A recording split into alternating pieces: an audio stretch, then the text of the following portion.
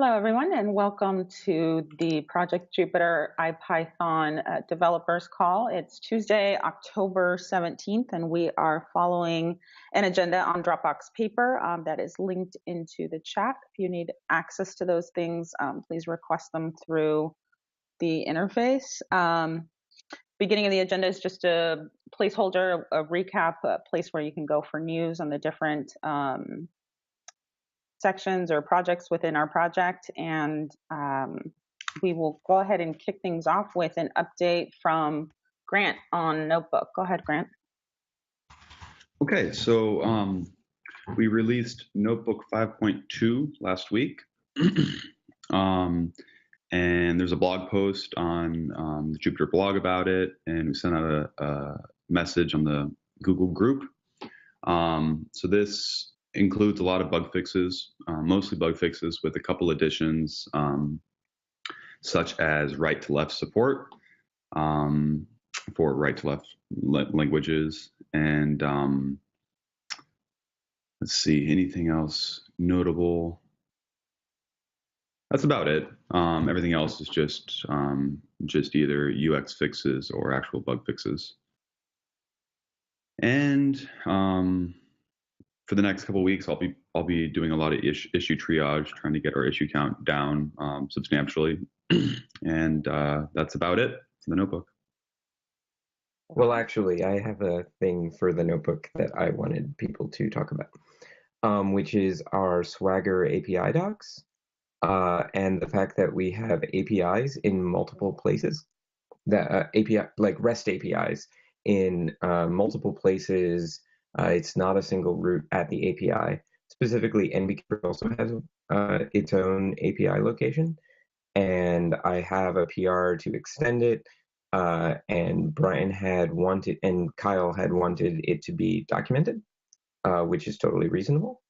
And I was just wondering, what our approach is to the fact that not all of our REST APIs are in our current REST API docs that say that they are all of our current REST APIs. Also, not all of those still exist. If anyone knows what the NBConvert services API is doing, that also would be helpful. It looks like it's just listing the available exports, the available kinds of export, but I don't see why that would be useful. So, yeah. So it sounds like our API docs are out of date. It's not that they're just out of date, it's that they were never in date. Like when they were created, it did not include one of the endpoints that did exist at the time. Yes, but we had additionally, yeah. But that seemed like it might have been intentional. And I wanted to know whether it was intentional in the first place. And then in the second place, how we handle having, so far we've only had one Swagger, one API.yaml, and it's been in the notebook services API location. Directory, yeah. But we have other RESTful API endpoints. So what is our policy for those? Like, do we want to document them? Do we want to document them with the same set of tools? Do we want to abstract it away and then try to include both of those docs in the same file, even though then we have to not make it the base URL being /API, which I don't think is what actually the base URL is supposed to mean. It's supposed to mean what is the server endpoint that you're pointing everything to, and /API is not the root API is not where people's servers live for these things. It's actually appended to whatever their notebook path is. So I was wondering if anyone had any thoughts about that.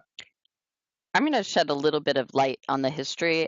Most of the API docs that we have, whether they're in Swagger or if they're documented within Read the Docs, have been primarily done by the individual teams that are associated with those repos.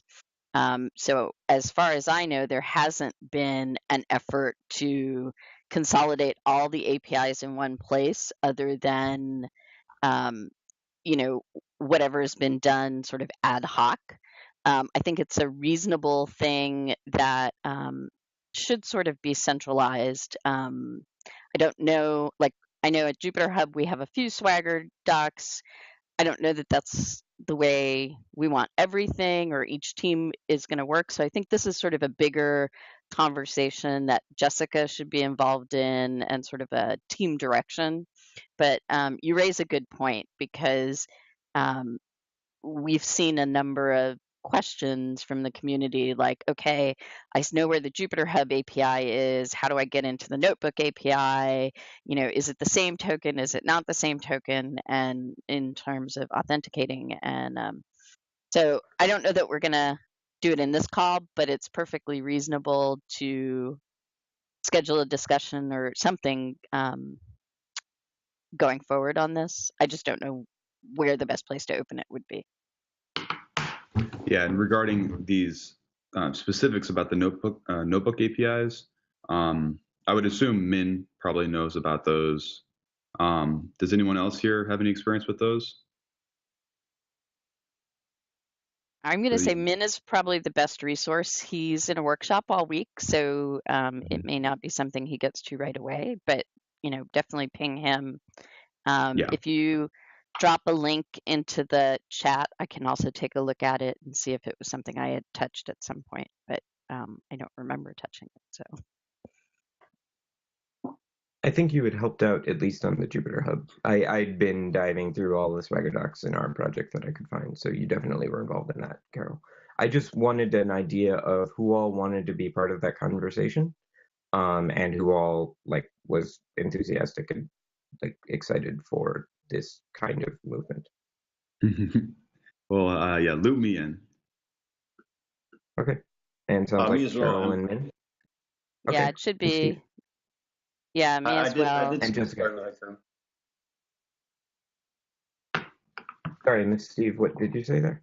I said I did some updates to the API docs for the notebook, the ones that are there when I was trying to write some things that talk to it about a year ago. So yes, I had noticed that as well. Okay, I wasn't sure if you were still interested because I wasn't sure if the Jupyter.js services like project was still on the. Yeah, we can talk about that later. But okay. Cool. That is all I have to say about that for now. Okay, anything else on Notebook before we move on? That's it. Okay, great. So now we'll move on to Jupyter Lab. Okay. We released 0.28 yesterday. The biggest thing out of that was the new extension tutorial that Pete wrote, and I updated it for this release to include the watch mode, so that as you're working through the tutorial, and you save your document, it automatically updates and you refresh, and it's a lot more seamless experience. Hopefully that gets some good traction. And so moving forward, we didn't want to rush getting the VDOM and JSON tree renders into Jupyter Lab before the release, but we're going to go ahead and do that now, so that we're going to pull those out of the Jupyter Lab renders repo and make them part of Jupyter Lab core, and that will mark the first time we actually use React with the new license in the main Jupyter Lab repo. So that's coming soon. Darren's working on allowing comments in settings, the way you might see in Sublime or VS Code, so that you can annotate your settings rather than it being a raw JSON file. So more user-friendly in that regard. And Ian, did you want to talk about the UX review? Sure. Just briefly, we had a meeting at Bloomberg SF last Friday where Brian, Paul, Jason, and I, and also Bonnie John, who a lot of you may have met at the fall dev meeting a few weeks ago, got together and discussed the results of the Jupyter Lab UI UX survey that happened at JupyterCon. And over the coming weeks, we'll be trying to basically address the results. Specifically, we talked a lot about the drag and drop UI and the menu system and how they were generally confusing for new users and how we can try to make them less confusing for users. So stay tuned for that.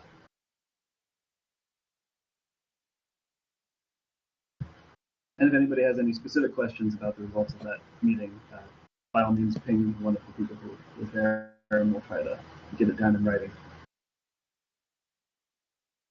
Who was there? It was myself, Brian, Paul, Jason, Bonnie, John, and Patty. I forget his last name. Okay. And then Steve, I have a question about that watch mode.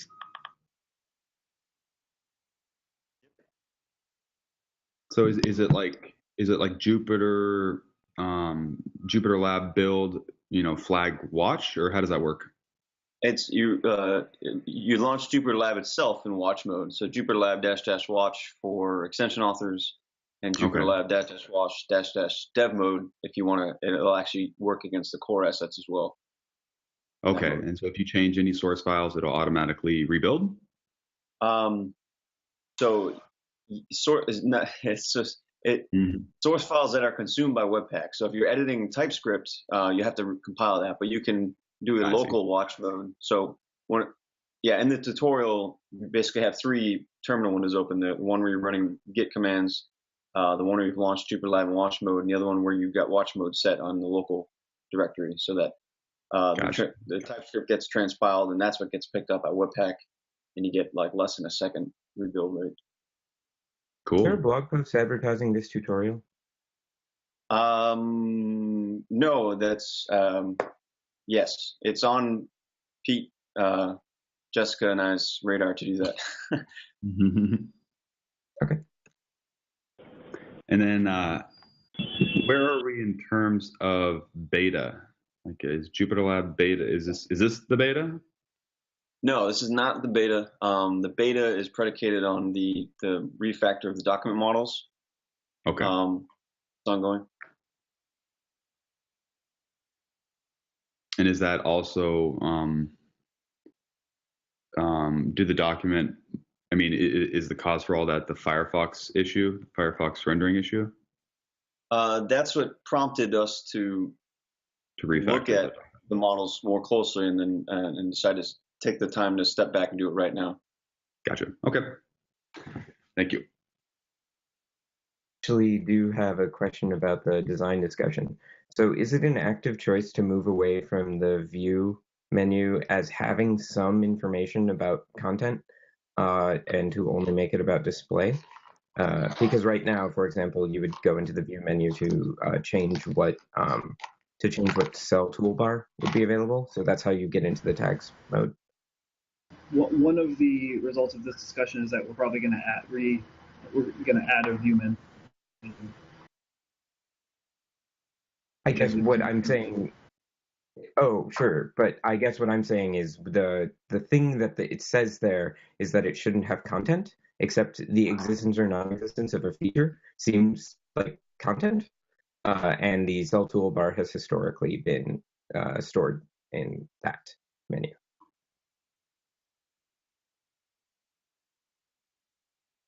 I'm not quite sure what you mean by it shouldn't have content.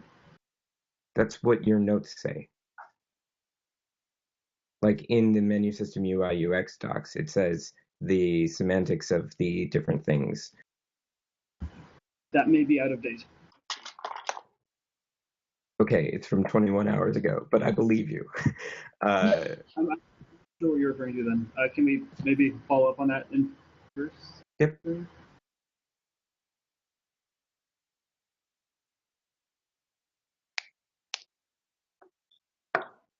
All right, anything else on Jupyter Lab before we move on? That's it. Okay, so it looks like, I don't think Jason is on the call. Do you have any updates you want to share about BConvert? Yes, so a little while ago, Thomas merged that raw template PR. If anyone would like to play around with that, if you have any customization of templates that you are wanting to quickly create, like if you have any custom exporters, if you want to try playing around with that and like ping me on it, just for personal projects or for any of the things that you use in your projects, because I'd like to see how they end up getting used in practice, and would like to. I'm interested in releasing it soon, but I wanted a little bit of feedback before that. I can also release a beta if that would be desirable.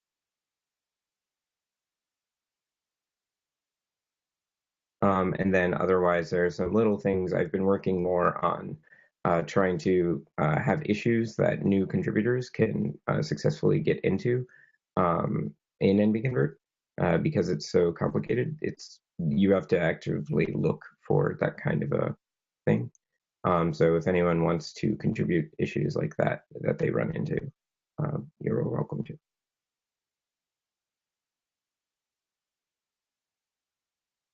Alrighty, sounds good. Anything else before we move on? I don't think so for now. Okay. And let's see, Pete, are you ready to talk about services? And actually, will you be taking incubator also? You want to do both of those sections? Sure. I mean, it's a small update unless Kyle's here and wants to say something, but I don't think Kyle's on the call. Yeah, I don't see him on the list, so. we can do incubator next, which is just that the enterprise gateway proposal with some subset of thumbs up got added to the incubator and will be worked on there in the public eye. Just people can check it out if they're interested. Back on services, due to community requests and us finally getting around to cutting a release of BViewer and setting all that up, there's now a 101 of BViewer on PyPy. There's not a 100 because there was a hiccup pushing that to PyPy, so I just tagged another patch release and pushed it right away. So that marks, to my knowledge, the first PyPy release of BViewer. Kick the tires if you're interested. I at least pip installed it and made sure it was running with a little bit of manual QA there.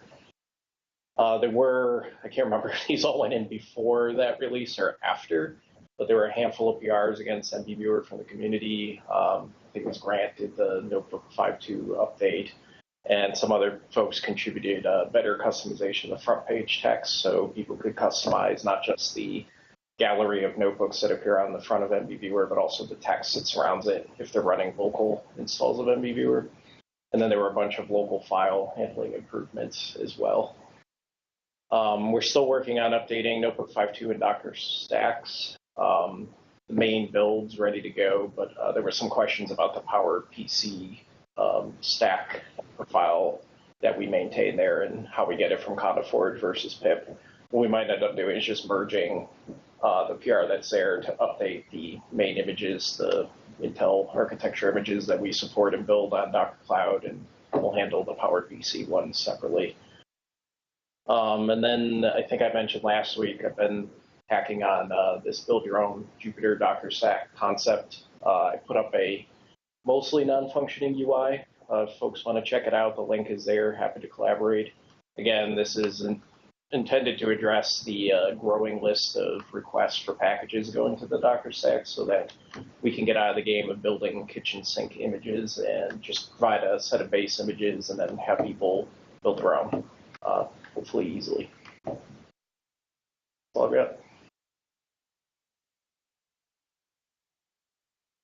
Are the NBViewer APIs documented, by the way? Probably not. Yes.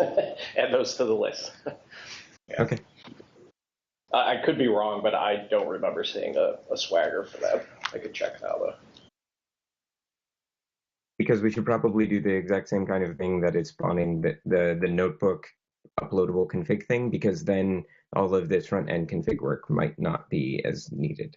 Because then the actual, when you send your file out to be converted by NVConvert, you could have an uploadable config and it would adhere to that. And then what would come back would be the appropriate front.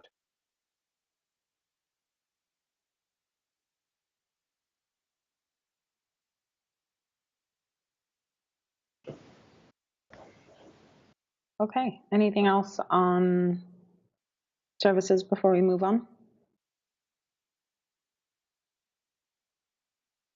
Hey, Carol, are you going to be giving the JupyterHub update?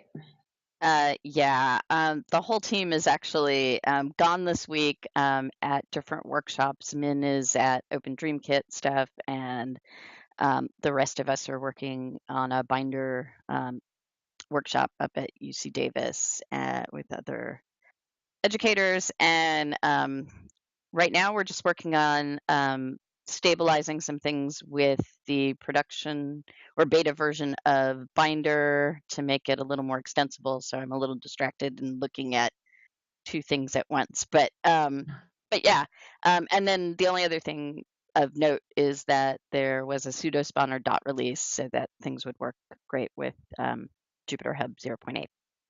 And that is it. Okay. So before we move on to kind of closing out the rest of the agenda, I did want to offer the chance for anyone who is not on the agenda to speak up at this point. Actually, I had a quick question for Peter. Yeah. Is this Docker stack generator that you're talking about, is that at all related, or have you been working with the repo to Docker effort that the binder folks?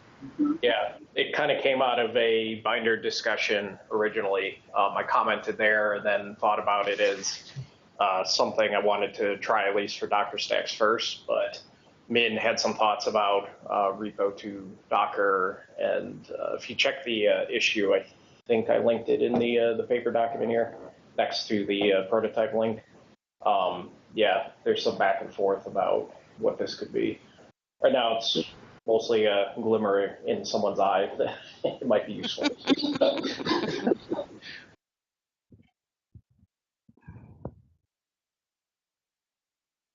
Okay, so any more questions, Ian? Or was that kind of it?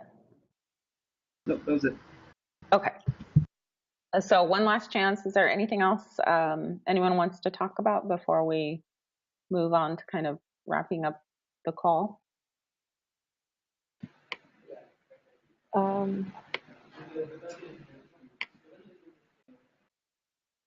You trying to talk, Jessica? We can't. Oh. Can you hear me? Yes. Yeah. I think. I mean, did people talk about maintainerati? I don't see anything in the notes. There is a link to the event, but if you want to talk about it, go ahead. Oh yeah. I think it went really well. A bunch of us were interviewed by VentureBeat, so that should be coming up soon about the life of a maintainer. And in that interview, we emphasized how we do really want contributions, and that's something that I think I ended up talking about with Fernando and Jess Hamrick and with Matthias, and so that's something I think we want to keep thinking about. I just came back from a week at Berkeley, so things went really well. We have a few more blog ideas coming up the pike, and then I know that there's some proposed changes soon that are coming to the website that I think they're still in review. And I mean, I think other than that, I think we have a lot of good stuff coming along, and I'll write this down in the notebook. Sorry, I just came into the meeting, but I just want to let you know that my week in Berkeley went well, and we'll be keeping everyone posted. Okay, great. Thanks Is there for any documented workflow on how to submit stuff to the blog? Because I have like a backlog of things from like over the past year that I just would love to get to actually publishing. Well, I think since we switched over to Medium, I don't think we have formalized that process yet. So, someone can correct me, but I don't lead that effort. Yeah, I mean, as I said, I think the process has yet to be formalized. I think right now, what we've been doing at least on my end, I've been writing things putting things on a Dropbox paper and letting it sit there so that everybody in the organization can review. easily. And then from there, I guess you can submit the document for review again, just within the medium, but just as more of a formality. But I think we've been mostly doing document review, like doing editorial review on Dropbox paper, just so that everybody has access to see it. It would help to have that documented somewhere so that people know what. Oh no. I'm just saying it right now, and we can write this down. I mean, this is also up for discussion if there's a better process. Sure, that's fine. I'm just saying, even if it's informal. We haven't created a process. So since we switched over, I mean, that's the and we do need to do that, absolutely. So if you have a big backlog, I think the best thing to do at this point would be to send it to Jessica, because it's not current. There's not a calendar of blog posts or anything that we're working off of. We're just publishing as things come up. So. Okay. Also, what would the policy be? Like, I don't remember about our cross-posting policy. Like, if I just wanted to publish something on my blog and then Jupyter blog can, like, pick it up, is that also a thing that we do, or no? Because I know we used to do that. Okay. Let's talk about it off. If you have like a bunch of blog posts that you want to publish, let's talk about the best way to do that. We haven't done that since I've been here, but that doesn't mean that we can't. So yeah, let's definitely chat about it and figure out a way to get your content out there, because it would be great to have contributions from the community. And right now it's mostly Jessica writing everything. So yeah, it would be great to have your content. And in the short term, really great. In the short term, you could send a message to the mailing list and just highlight the content as being available. Mm-hmm. I haven't actually published any of these things on my blog. I've been waiting to find out how to do this, so the content is not available. Okay, never mind then. All right, I'll reach out to you and follow up and close the loop, so we can get that content out there for sure. Yeah, we can definitely work on that. Okay, so we have the running list of conferences within the Dropbox paper file. If you have any additional that are coming up later this year that you're participating in, speaking at, or simply attending, please continue adding that information to the list. Carol had also started a list of open CFPs. So if you hear or see of others being posted, please add those to this list so we can make the community aware of that. One event that isn't on this list of conferences and workshops was the Sustainability Summit that NumFocus hosted last week in Austin. That was on Monday and Tuesday of last week. There were approximately 40, if not 50 people from the open source community who participated, and there were full day sessions of what I felt like were really productive conversations. So I expect that NumFocus will publish a list of initiatives or results that came from that meeting. So a huge thank you to all the NumFocus staff who organized and led that event, especially Christy Kohler. And I think that's all I have to say about events. Nothing new on JupyterCon, just a reminder of the dates for August 2018. And it looks like in other news, I'll just read this out unless I think Carol put this in there. Congratulations to Thomas Clover for receiving the Python Software Foundation Community Service Award. There are details out there on the Jupyter mailing list, so feel free to check that out.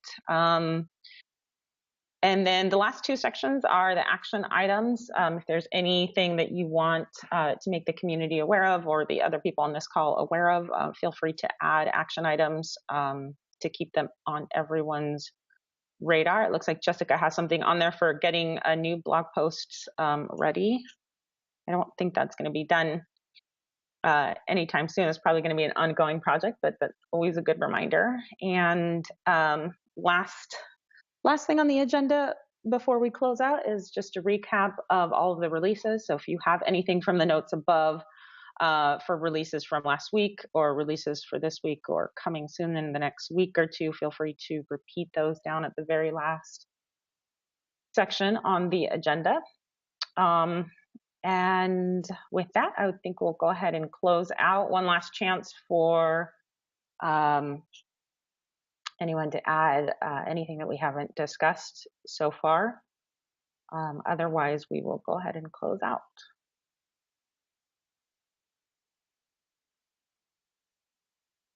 All right, okay, I think that's it. And my blue jeans made it all the way through again. So I will go ahead and end the recording. Have a great week, everybody. Bye.